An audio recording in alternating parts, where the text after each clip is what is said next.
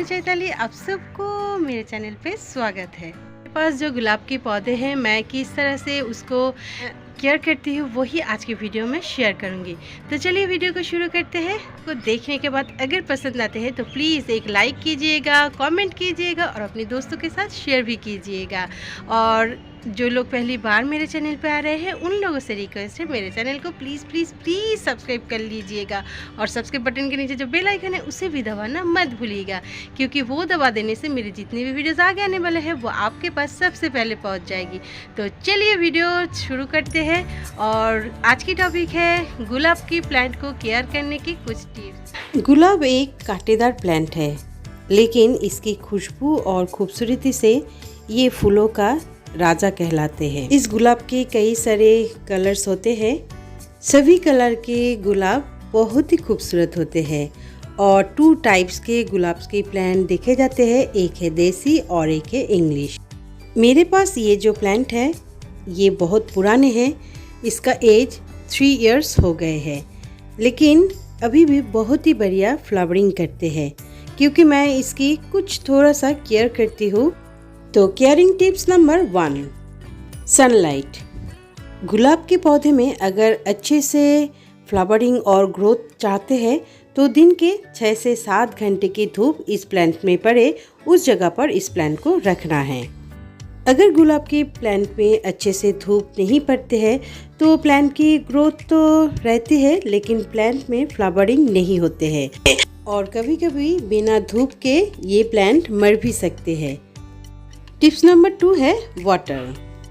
दूसरी फूलों की पौधे की तरह ही गुलाब के पौधे को भी पानी की बहुत ही ज़रूरत होती है, लेकिन इसको थोड़ा सीज़न देखकर ही पानी देना है। अगर समर सीज़न है तो आपको 2 टाइम्स प्लांट में पानी देना है, क्योंकि समर सीज़न में तेज़ धूप की वजह से प्लांट की जो मिट्टी होते हैं वो सूख जाते हैं, तो मिट्टी के सूखने के कारण से प्लांट भी सूख जाते हैं।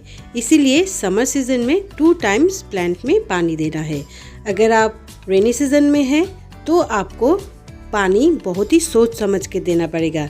जब देखेंगे रेन कम हो रहे हैं और मिट्टी पूरे सूख गए हैं तभी आप इनमें पानी दीजिएगा, क्योंकि रेनी सीजन में ज़्यादा पानी की वजह से आपके गुलाब की जो रूट्स है वो गल भी सकते हैं। इसीलिए पानी बहुत ही सोच समझकर देना पड़ेगा रेनी सीजन में।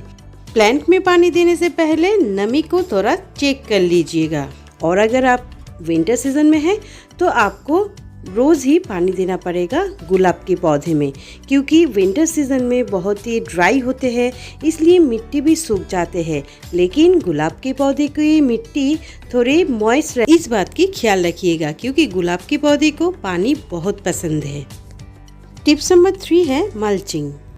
अगर आपके गुलाब के प्लांट जमीन पर है तो कोई प्रॉब्लम नहीं है, और अगर आपके प्लांट पॉट में लगे हुए हैं तो थोड़ा सा आपको मल्चिंग की ज़रूरत पड़ेगी, क्योंकि गमले में जो लगे गुलाब के पौधे हैं उसको बढ़ने के लिए नमी मिट्टी की आवश्यकता होती है। इसके लिए ग्रोइंग सीजन की शुरुआत में छोटे छोटे घास, सूखे पत्ते और जो लकड़ी के चिप्स होते हैं उसको आप पॉट में दे सकते हैं। इससे मिट्टी मॉइस्ट रहेगी और गुलाब प्लांट भी हैप्पी रहेगी। टिप्स नंबर 4 है डेड हेडिंग। जब भी गुलाब के फूल पौधे में खिलने के बाद सूखने लगते हैं तभी आपको प्लांट से सूखे फ्लावर को हटा देना है। इसे डेड हेडिंग कहते हैं। आपको ये काम फ्लावरिंग सूखने के बाद एक शार्प प्रूनर हो या सीजर हो उससे ये करना है, तो देखेंगे आपके प्लांट में फिर से न्यू ग्रोथ दिखाई देगी और ये करने से गुलाब के प्लांट में ज़्यादा से ज़्यादा फ्लावरिंग बर्ड्स आते हैं। और आप अगर इसकी डेड हेडिंग नहीं करते हैं तो आपके जो ये गुलाब के फूल हैं वो सीड बनाने में प्लांट को तैयार करते हैं। इससे फ्लावरिंग की जो संख्या होते हैं वो कम जाते हैं और प्लांट सभी एनर्जी अपने सीड बनाने में दे देते हैं। इसीलिए डेड हेडिंग करना बहुत ही ज़रूरत होते हैं रोज़ प्लांट के लिए। टिप्स नंबर 5 है आप किस तरह से प्रोटेक्ट कर सकते हैं आपके गुलाब के पौधे को इंसेक्ट या किसी भी रोगों से। मैं तो हर वक्त प्रूनिंग करने के बाद प्रून की गई जगह पर घर में जो हल्दी रहते हैं वही हल्दी इस तरह से लगा देती हूँ। तो ये लगाने से इस ब्रांच में कोई भी बैक्टीरिया या कोई भी इंसेक्ट की अटैक नहीं होगी और यहाँ से ही न्यू ग्रोथ शुरू हो जाएगी। और फिर भी अगर आपको इस प्लांट में कोई भी इंसेक्ट की अटैक देखने को मिले तो आप इसमें नीम ऑयल की स्प्रे कर सकते हैं और हल्दी और साबुन एक साथ मिलाकर पानी में वो भी स्प्रे कर सकते हैं। तो देखेंगे आपके प्लांट पूरे फ्रेश हो जाएगी, कोई भी इंसेक्ट नहीं रहेगी। टिप्स नंबर 6 है रोज़ प्लांट की प्रूनिंग करना। प्रूनिंग करना किसी भी प्लांट के लिए अच्छे होते हैं, खासकर जो लोग टेरेस गार्डनिंग करते हैं उन लोगों के लिए, क्योंकि हमारे पास छोटे से पॉट होते हैं और पॉट में ज़्यादा मिट्टी भी नहीं होते हैं और अगर प्लांट ज़्यादा से ज़्यादा बड़े साइज़ के हो जाएगी तो मेंटेन करने में बहुत ही प्रॉब्लम होते हैं। इसीलिए प्लांट को अच्छे से शेप से कट करके एक छोटा सा प्लांट बनाकर रखना अच्छे होते हैं हम सभी टेरेस गार्डनर के लिए। इसलिए मैं तो जब भी मेरे प्लांट में फ्लावरिंग ख़त्म हो जाते हैं मैं अच्छी तरह से प्रून कर देती हूँ। तो प्रून करने से मुझे अच्छे रिजल्ट्स मिलते हैं।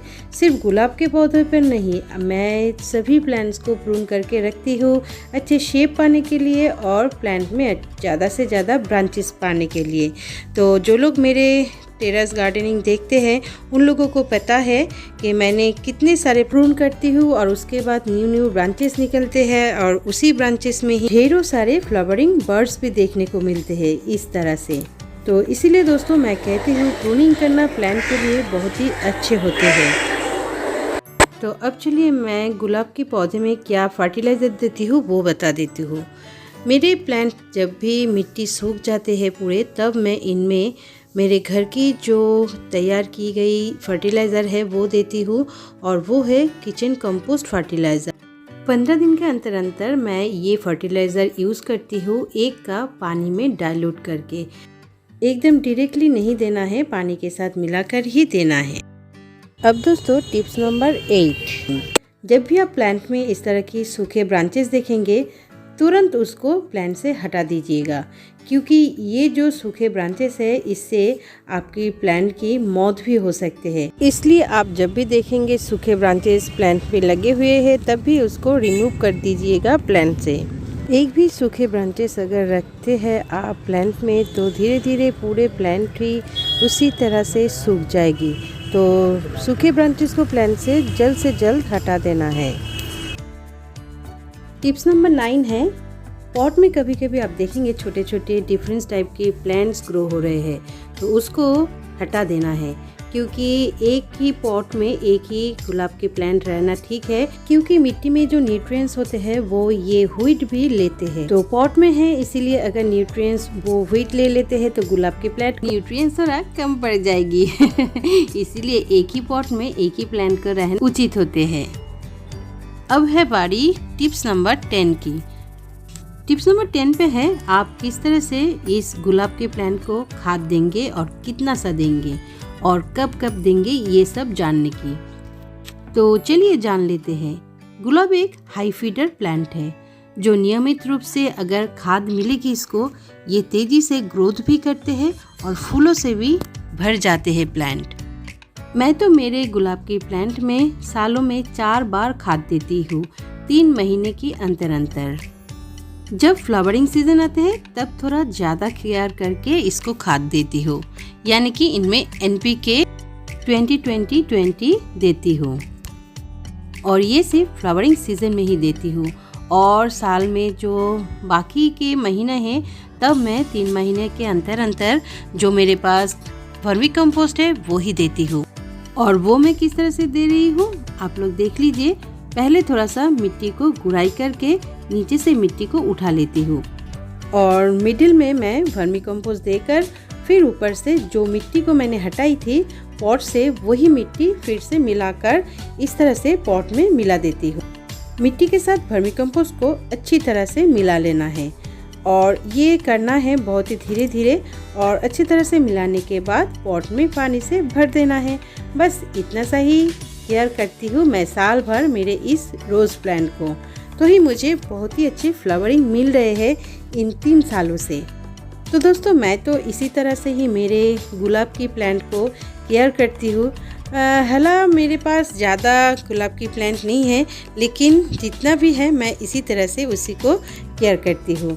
तो मुझे तो बहुत ही अच्छे फ्लावरिंग मिलते हैं। अगर आप भी इस तरह से मेरे 10 टिप्स को फॉलो करेंगे तो आपके गार्डन की गुलाब के प्लांट में भी ढेरों सारे फ्लावरिंग होगी ही होगी, मैं गारंटी के साथ कह सकती हूँ। तो दोस्तों आज के लिए बस इतना ही। अगर आपको ये वीडियो पसंद आते तो प्लीज़ लाइक, कमेंट और दोस्तों के साथ शेयर भी करना। और जो लोग पहली बार मेरे चैनल पे आ रहे हैं उन लोगों से रिक्वेस्ट है मेरे चैनल को सब्सक्राइब कर लीजिएगा। और सब्सक्राइब बटन के नीचे जो बेल आइकन है उसे भी दबाना मत भूलिएगा, क्योंकि वो दबा देने से मेरे जितने भी वीडियोज़ आगे आने वाले हैं वो आपके पास सबसे पहले पहुँच जाएगी। और वीडियो को एंड तक देखने के लिए आप सबको मेरी तरफ से big big big thank you. Happy happy होकर गार्डनिंग कीजिए, छोटा हो लेकिन एक पौधे अपने गार्डन में ज़रूर लगाइए। तो फिर मिलेंगे न्यू किसी टॉपिक में, न्यू किसी वीडियो के साथ। तो तब तक के लिए चलते हैं, tata bye bye, happy gardening दोस्तों।